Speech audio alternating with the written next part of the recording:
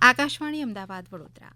હવે સાંભળશો દેવભૂમિ દ્વારકા જિલ્લાનો સમાચાર પત્ર. લેખક કરણ જોશી. દેવભૂમિ દ્વારકામાં ભાણવડ તાલુકાની આરબીએસકે ટીમ દ્વારા રાષ્ટ્રીય બાળ સ્વાસ્થ્ય કાર્યક્રમ હેઠળ વેરાડ તાલુકા શાળા તથા કૃષ્ણગઢ પ્રાથમિક શાળાના બાળકોની તપાસ કરવામાં આવી હતી, જેમાં 5 બાળકોમાં તકલીફ જણાતા બાળક અને પરિવારનું જરૂરી કાઉન્સેલિંગ કરીને તેમને ટીમના ડોક્ટર દ્વારા જામનગરની ગુરુ ગોવિંદસિંહ સરકારી હોસ્પિટલમાં લઈ જવામાં આવ્યા હતા. સ્પેશિયાલિસ્ટ ડોક્ટર દ્વારા તેઓની ચકાસણી અને ઇકો કરાતા 3 બાળકોને હૃદયની જન્મજાત ખામી જણાઈ હતી. આ બાળકોને જરૂરી સારવાર અને સર્જરી માટે અમદાવાદની યુએન મહેતા હોસ્પિટલમાં રિફર કરવામાં આવ્યા છે. બીજા 2 બાળકોમાં એકને આંચકી તથા બીજા બાળકને ચક્કર આવવાના લક્ષણો જણાતા ત્યાં જ તબીબી દેખરેખ હેઠળ દાખલ કરવામાં આવ્યા હતા.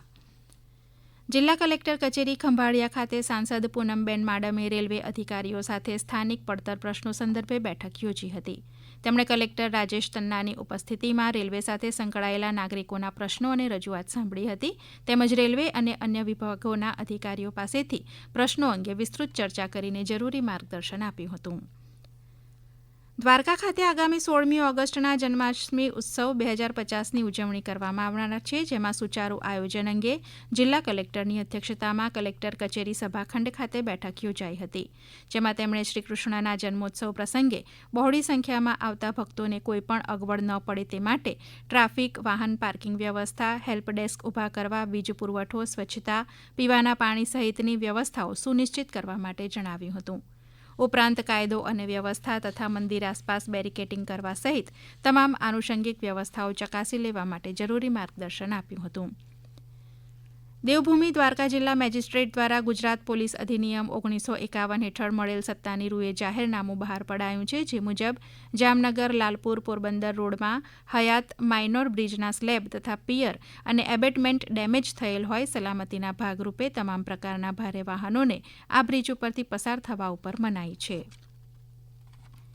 કેબિનેટ મંત્રી મુળુ બેરાના હસ્તે ભાણવડ તાલુકાના ઢેબર ખાતે 26,45,000 રૂપિયા, રાણપર ખાતે 33 લાખ, રેટા કાલાવડ ખાતે 33 લાખ તથા સઈ દેવળિયા ખાતે 37,50,000 રૂપિયાના ખર્ચે નવનિર્મિત આયુષ્યમાન આરોગ્ય મંદિરનું લોકાર્પણ કરવામાં આવ્યું હતું, જેથી લોકોને આરોગ્યની સારવાર પોતાના ગામમાં જ મળી રહેશે.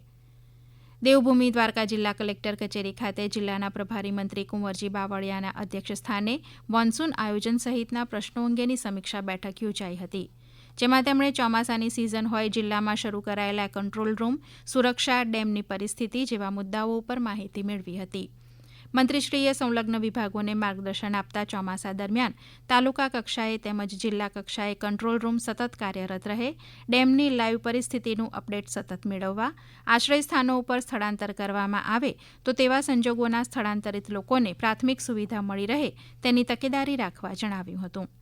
તેમણે પાણી વિતરણ કરતા પહેલા ક્લોરિનેશન કરવા, પાણી ભરાય તેવા વિસ્તારમાંથી પાણીનો યોગ્ય નિકાલ કરવાની વ્યવસ્થા અને દવા છંટકાવ કરવાની કામગીરીની પણ સૂચના આપી હતી.